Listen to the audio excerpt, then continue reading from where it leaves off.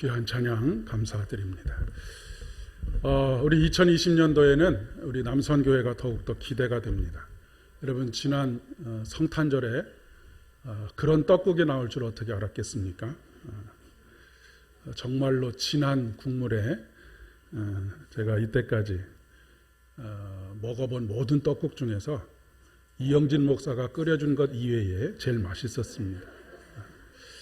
이렇게 얘기를 해야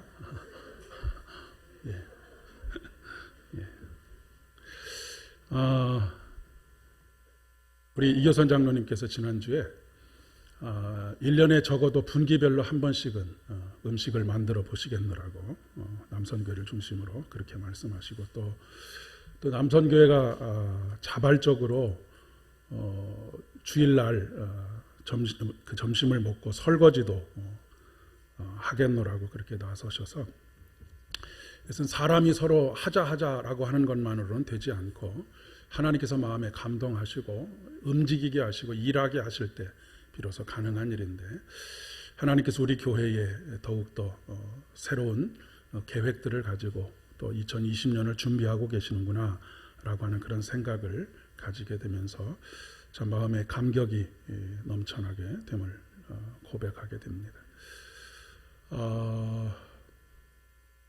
오늘도 평강의 왕으로 이 땅에 오신 주님의 평화가 저와 여러분의 심령 가운데, 가정 가운데, 일터 가운데, 그리고 우리 교회 가운데 넘쳐나기를 진심으로 축복합니다.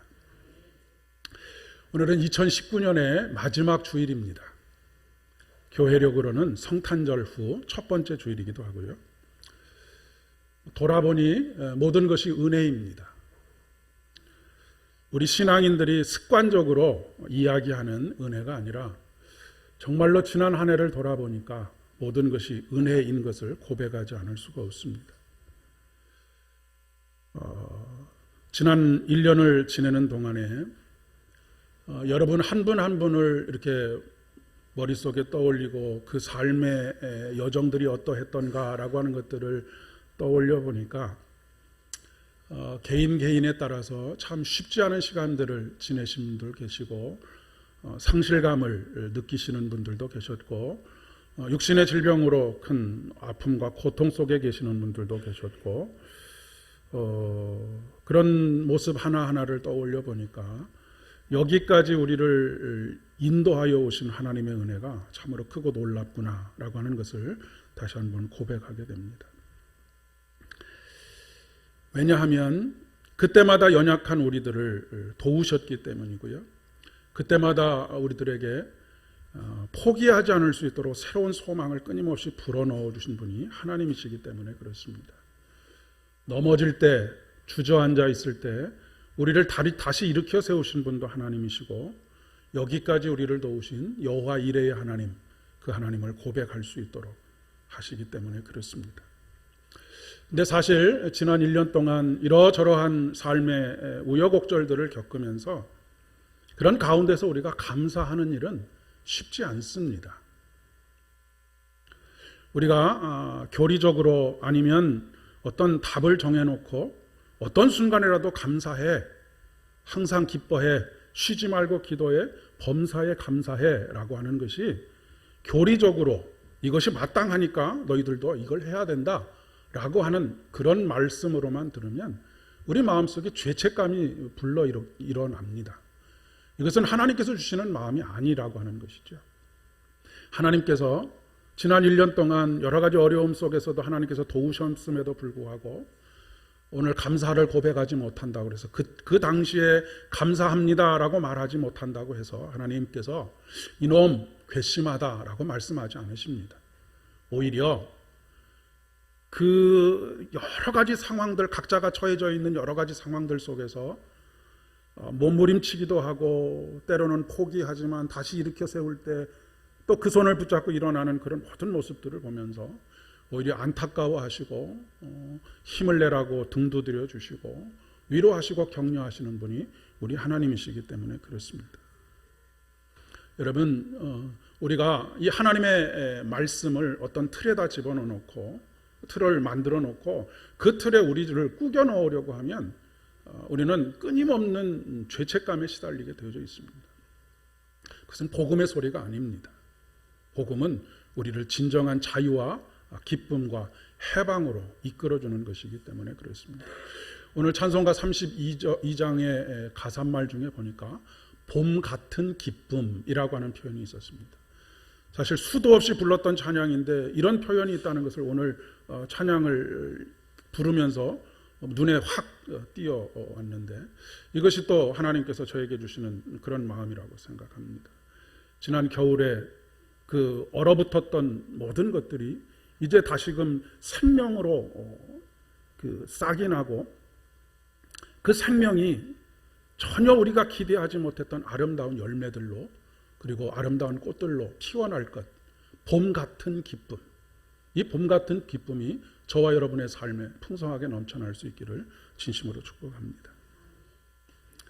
사실 지난 1년 동안의 삶을 살아오면서 우리가 불평과 불만이 나오지 않은 것만 해도 참 대단한 것입니다.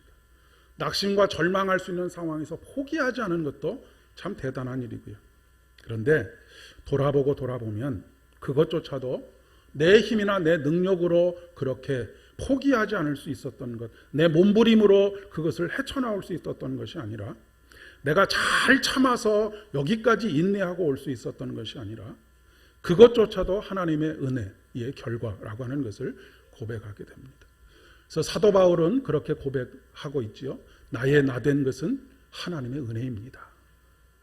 내가 몸부림쳤기 때문도 아니고, 내가 능력이 있기 때문도 아니고, 내가 힘이 있기 때문도 아니고, 내가 많이 배웠기 때문도 아니고, 이 모든 것이 하나님께서 나를 나되게 만들어 주셨기 때문에 제가 오늘 여기 있습니다 라고 하는 고백입니다. 오늘 이사야의 말씀, 이사야의 찬양을 보면 더욱 그런 것 같습니다. 63장 7절의 말씀에 보니까 나는 주님께서 베풀어 주신 변함없는 사랑을 말하고 주님께서 우리에게 하여 주신 일로 주님을 찬양하였습니다. 주님께서 우리 모두에게 베푸신 은혜, 그의 긍휼과 그의 풍성한 자비를 따라서 이스라엘 집에 베푸신 크신 은총을 내가 전하렵니다 라고 그렇게 노래하고 있습니다. 그런데 이사야가 이렇게 노래하고 있는 이 시점에 이스라엘 백성들의 상황은 어떤 상황이냐면, 이미 70년 전에 바벨론에게 멸망을 당한 상황입니다. 나라를 빼앗기고 예루살렘 성, 영원히 무너지지 않을 줄 알았던 예루살렘 성이 무너지고 예루살렘 성전이 완전히 파괴되는 그런 경험을 했었던 그런 지난날의 시간들이 있었습니다. 뿐만 아니라 발과 또 손에 착고가 채워지고 그 멀나먼 바벨론까지 포로로 끌려가는 그 수치와 모멸감과 치욕을 당했던 그런 시간들이 있었습니다. 더 이상은 하나님을 믿지 않겠다라고 포기할 수 있는 그런 상황이었고, 낭망하고 현실에 타협하면서 그렇게 살아갈 수 있는 그런 상황이었습니다. 포로로 잡혀갔다라고 하는 것은 종이나 노예가 되었다는 의미입니다. 물론 끌려간 사람들 중에 다니엘이나 에스겔과 같이, 아니면 에스더와 같이, 모르드게와 같이 그 사회의 지도층에서 하나님의 뜻을 실현해 나갔던 사람들도 있지만, 거의 대부분의 경우에는 가장 밑바닥의 삶, 포로민, 노예로서의 삶을 살았습니다. 물론 그들 중에는 불평하는 사람들도 많이 있었고요. 물론 그들 중에는 더 이상 이제 하나님을 섬기지 않고 이방신들을 찾아 섬기면서 그 삶의 편안함을 추구하는 그런 삶을 살아가는 사람들도 있었습니다. 그러나 이 모든 인고의 세월을 보낸 사람들 중에 비로소 깨닫는 사람들이 있었습니다. 그 사람의 대표적인 사람이 바로 이사야입니다. 이사야 예언을 통해서 이렇게 그들이 찬양하고 있는 것이죠. 그들이 버려진 것이 아니라 변함없는 하나님의 사랑이 그들과 함께 있었다라고 하는 것을, 그런 사실을 그들은 깨닫게 되었습니다. 오늘 이사야의 찬양을 통해서 보면 나는 주님께서 베풀어 주신 변함없는 사랑을 말하고입니다. 변함없는 사랑.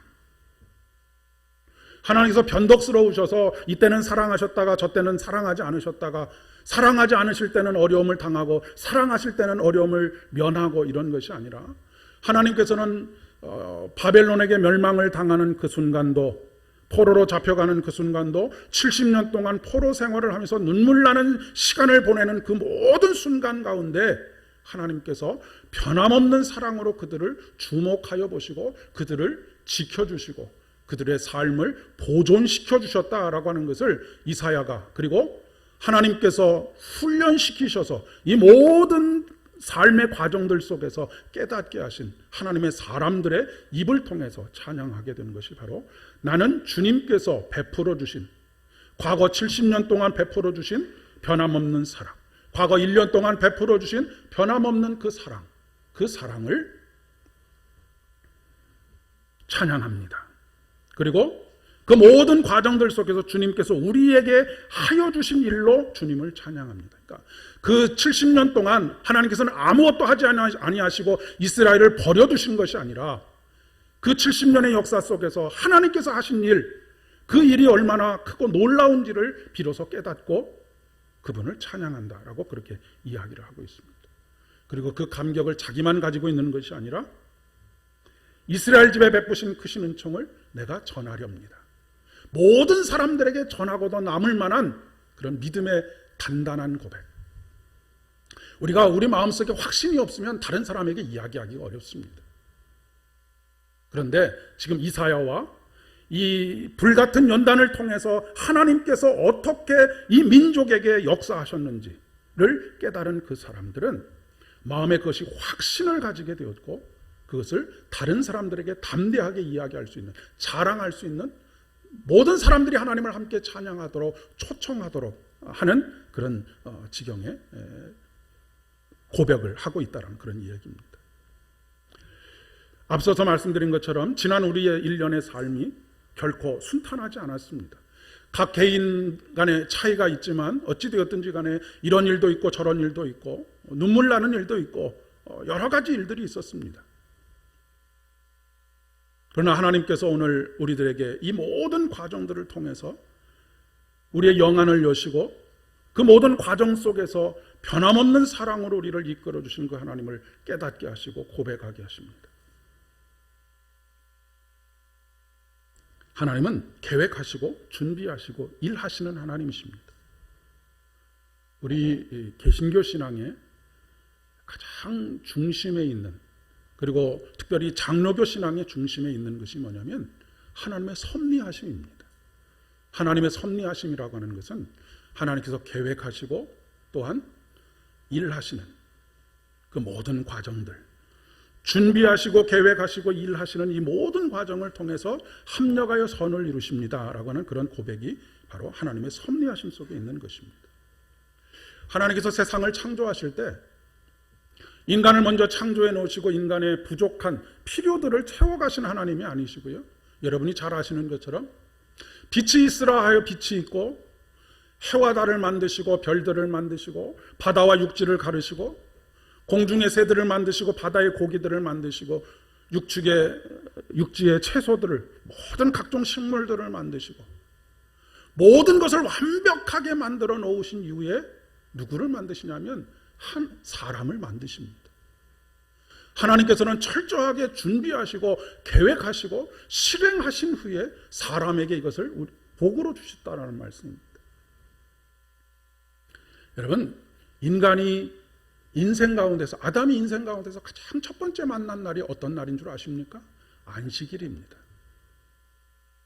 인간은 안식을 위해서 창조되었습니다. 그런데 이 안식을 깨트린 존재가 누구입니까? 사람입니다. 하나님께서 이 안식을 깨트리신 것이 아니라 사람의 몸부림이 하나님과 같이 되려고 하는, 내 인생에 내가 주인이 되려고 하는 그 몸부림이 이 모든 하나님의 준비와 하나님의 계획을 어그러뜨려 버리고 말았습니다. 그래서 하나님께서 다시 또 계획하시죠. 그리고 준비하십니다. 예수 그리스도를 준비하시고 예수 그리스도를 이 땅에 보내십니다. 그리고 마침내 이 땅 위에 하나님의 나라를 건설하시는 것이죠.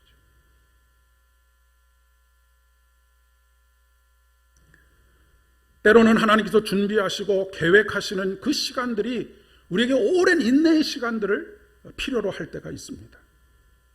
그 시간들을 통해서 하나님께서 우리를 정금같이 단련하십니다.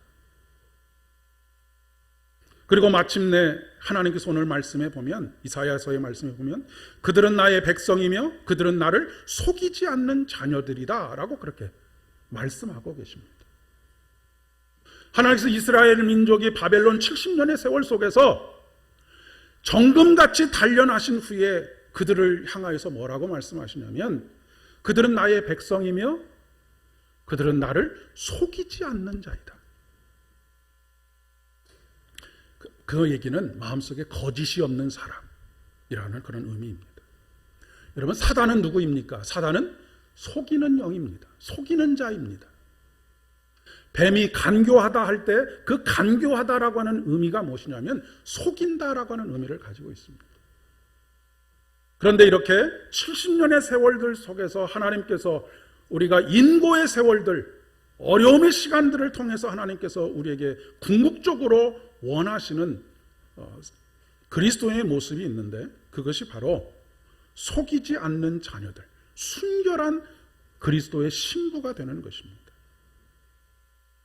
그 이외의 다른 것들은 다 부수적인 것이다 라고 그렇게 이야기를 할 수가 있겠지요.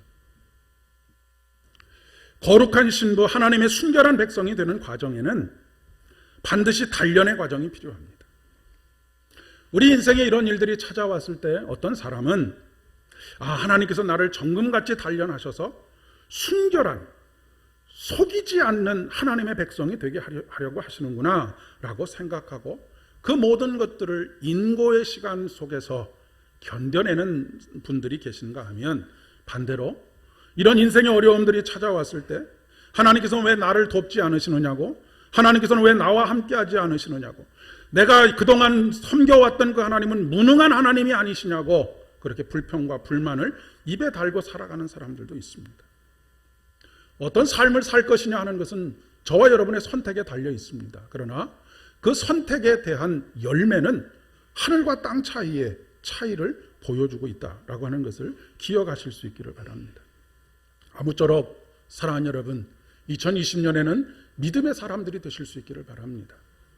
하나님께서 그동안 2019년에 우리를 훈련시키신 것은 그 다음 단계의 믿음의 발걸음을 내딛게 하시기 위함인 것을 깨닫고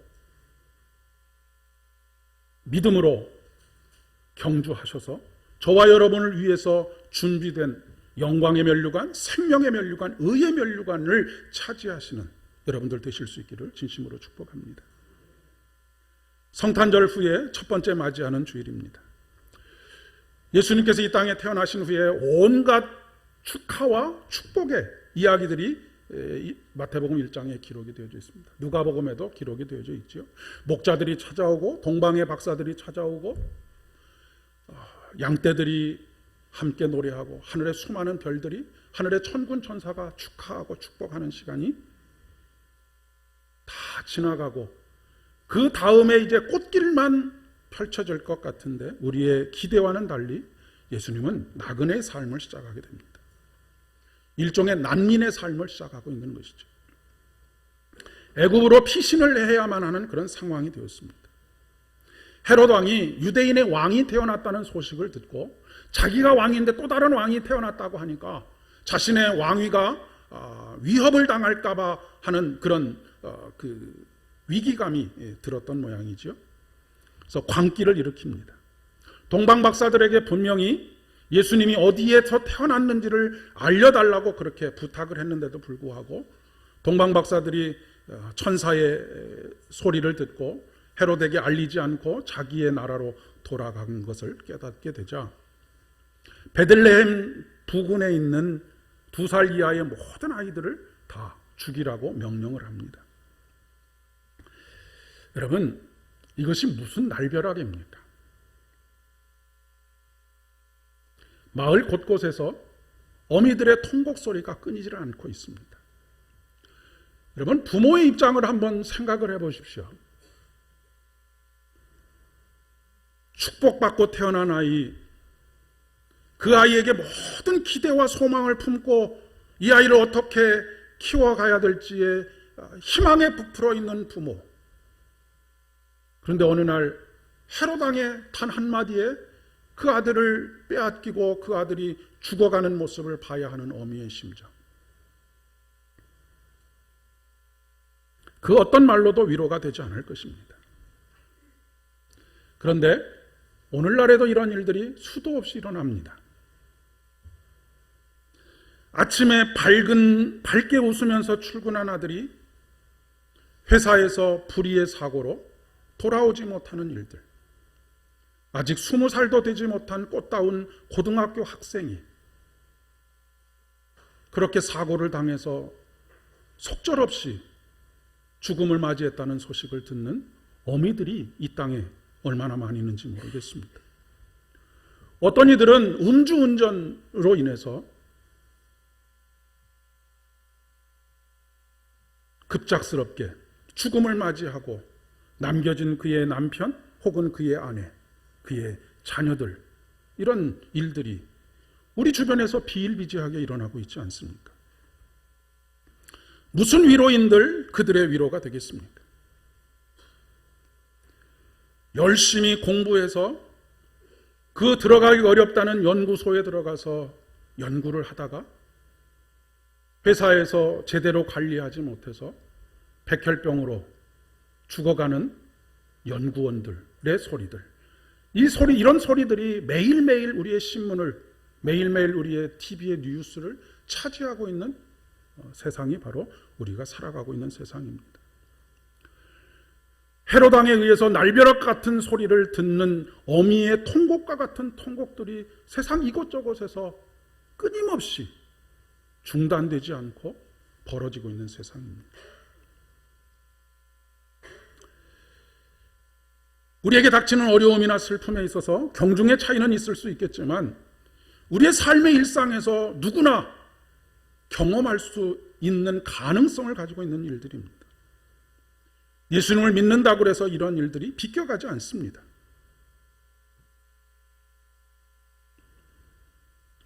우리나라에 지금 난민의 문제가 한참 이슈가 되었던 적이 있습니다. 지금도 여전히 그들의 고통은 계속되고 있죠. 세계적으로도 난민의 일들이 굉장히 큰 이슈가 되고 있습니다. 우리가 깊이 생각해 봐야 할 문제가 아닌가 싶습니다. 우리나라에 난민 신청을 하는 사람이 하루에 64명 정도 된다고 합니다. 지난 한 해 동안 2018년도의 통계에 의하면 지난 한 해 동안 난민 신청을 한 사람이 16,173명입니다. 우리나라가 1994년부터 난민 신청을 받기 시작했는데 지금까지 난민 신청을 한 사람이 총 5만 4천 명이 넘습니다. 탈북자의 상황은 또 어떤 상황일까요?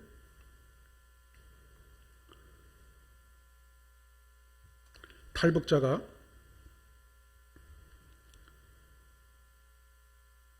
지금 현재 우리나라에 거주하고 있는 탈북자가 한 3만 명 정도 됩니다. 남자가 한 9천 명 정도 되고 여자들이 한 2만 3천 명 정도가 된다고 합니다.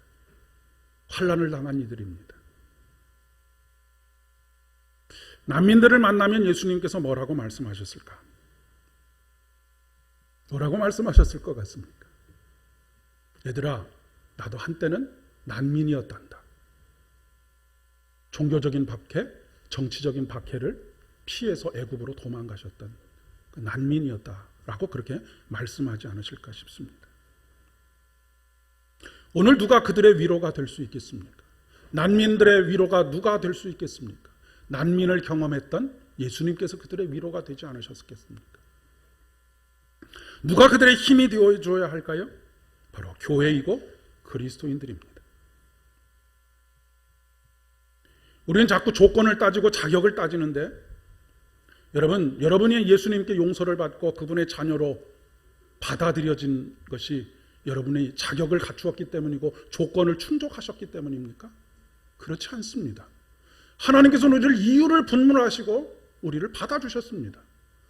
이 용납되어진 은혜를 경험한 사람, 받아들여짐을 경험한 사람은 그렇게 자격을 따지고 조건을 따지지 않습니다. 하나님께서는 고난 속에서 피할 길을 주시는 하나님이십니다. 그리고 그 길 위에서 동행하시는 하나님이십니다.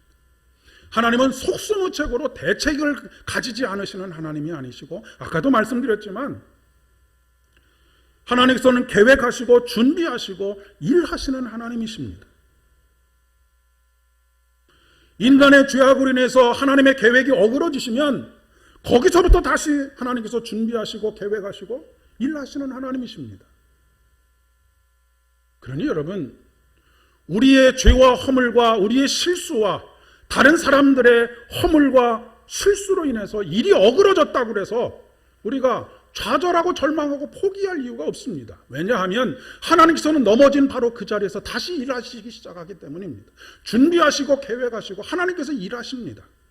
우리는 거기에서 일어날 힘이 없다 할지라도 하나님께서 일하시고 하나님께서 우리를 이렇게 세우시며 하나님께서 우리에게 다시금 소망을 품게 하십니다. 대책을 세워놓으시는 하나님, 그리고 그 일을 통해서 합력하여 선을 이루어 가시는 하나님이십니다. 그분은 만물을 창조하시고 만물을 보존하시는 하나님이십니다. 우리의 문제는 그분을 신뢰하지 못하고, 신뢰하지 못하니까 그분에게 우리의 삶을 의탁하지 못해서 늘 전전긍긍하고 불안한 삶을 계속 이어가고 있는 것입니다. 오늘 마태복음 2장의 본문에 보면 모든 상황을 하나님께서 주도해 가고 계시는 것을 보게 됩니다. 요셉에게 꿈을 통해서 말씀하십니다. 여기서 말하는 꿈을 반드시 밤에 잠을 자다가 꾸는 꿈으로만 생각하실 필요는 없겠습니다. 하나님께서 말씀하시는 방법이십니다. 애굽으로 가는 것도, 애굽에서 돌아오는 것도, 또 갈릴리로 이주하여서 거기서 갈릴리 사람으로 살아가는 것도 하나님께서 그 길을 지도하시고 그 길을 인도하시며 하나님께서 그 길을 가르쳐 주십니다. 마태복음 2장의 말씀에서 중요한 말씀은 말씀을 이루려 하심이다 라고 하는 말씀입니다. 15절과 17절과 23절의 말씀에 중요한 순간순간마다 말씀을 이루려 하심이다 라고 그렇게 말씀하고 있습니다. 말씀을 이루신다라고 하는 것은 하나님께서는 반드시 약속하신 것을 이루신다라고 하는 의미도 있지만, 이미 말씀하셨다라고 하는 것은 무엇입니까? 하나님께서 이 상황을 이미 준비하고 계셨다라고 하는 이야기입니다.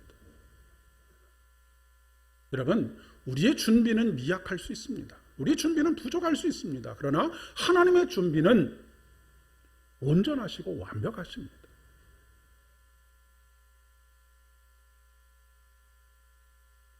(2020년) 한 해도 하나님께서 준비하실 것입니다.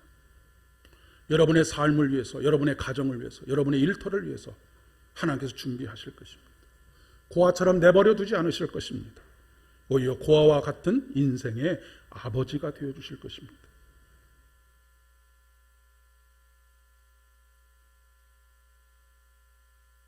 이런 예수님이라고 한다면 여러분 함께 걸어볼 만하지 않겠습니까?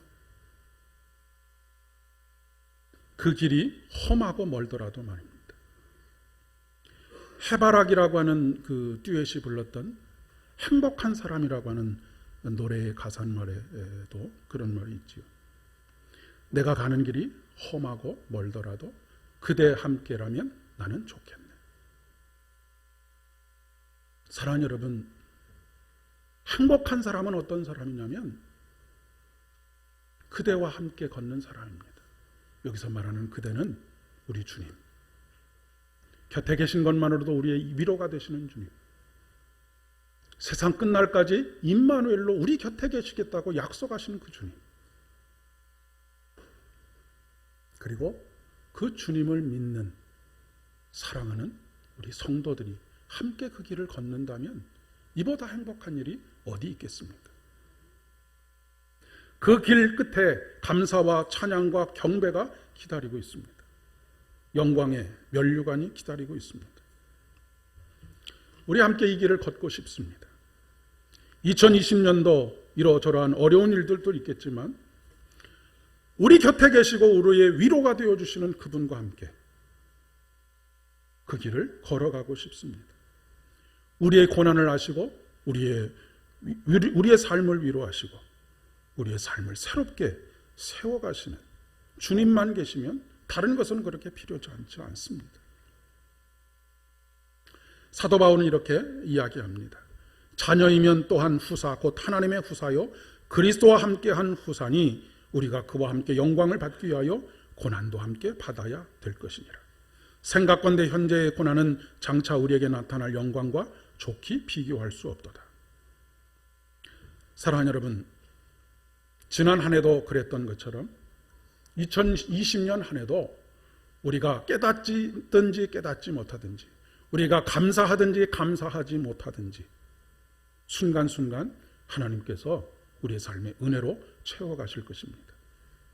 우리의 힘과 능력으로가 아니라 그분의 은혜입니다. 이 은혜를 깨달으시는 여러분 되실 수 있기를 바랍니다. 이 은혜 아닌 다른 것으로 여러분의 삶을 채워가시려고 몸부림치다가 낙심하지 마시기를 바랍니다. 인생은 마치 수렁에 빠진 사람과 같습니다. 여러분, 수렁에 빠진 사람은 몸부림을 치면 칠수록 수렁으로 더 빨려 들어가게 되어 있습니다. 수렁에 빠진 사람이 구원을 받을 수 있는, 살아날 수 있는 오직 하나의 길은 밖에서 생명줄을 던져주는 것입니다. 예수님께서 우리에게 생명줄을 던져주실 때 그 줄을 붙잡고 우리가 그 수렁에서 빠져나올 수 있게 되는 것이죠. 성경 곳곳은 늘 예수님은 먼저 우리에게 손을 내밀어 주시는 분이십니다. 여러분, 2020년 한 해도 그분이 내미시는 손 뿌리치지 마시고 그분의 손을 단단히 붙잡고 그렇게 여러분의 2020년을 만들어 가실 수 있기를 바랍니다.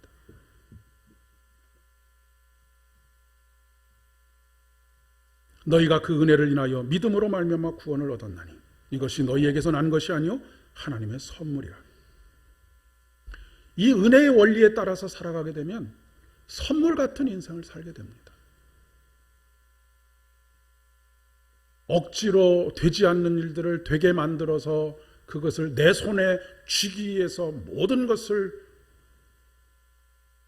손해보고 무릅쓰고 마침내 손에 얻는 것이 아니라 선물같이 주어진 인생, 선물같이 주어진 자녀들, 선물같이 주어진 시간들, 선물같이 주어진 물질들, 그것을 누리고 하나님과 함께 이 나라를 세워가는, 은혜의 나라를 세워가는 것입니다.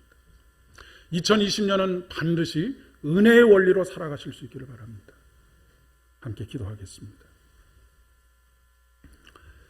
참 좋으신 아버지 하나님, 지난 한 해 동안 우리의 모든 발걸음 가운데 함께하여 주셨음을 인하여서 진심으로 감사를 드립니다. 값싼 은혜가 아니라 진실로 이 모든 것이 주님의 은혜였던 것을 고백합니다. 2020년 한 해도 그 은혜의 원리에 따라서 살아가기를 소망합니다.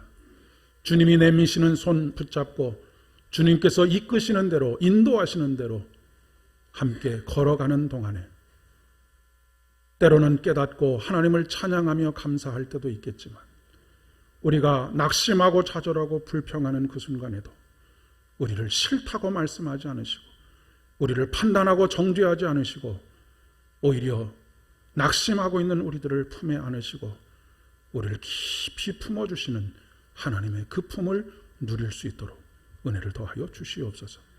예수님의 이름으로 간절히 기도드립니다. 아멘.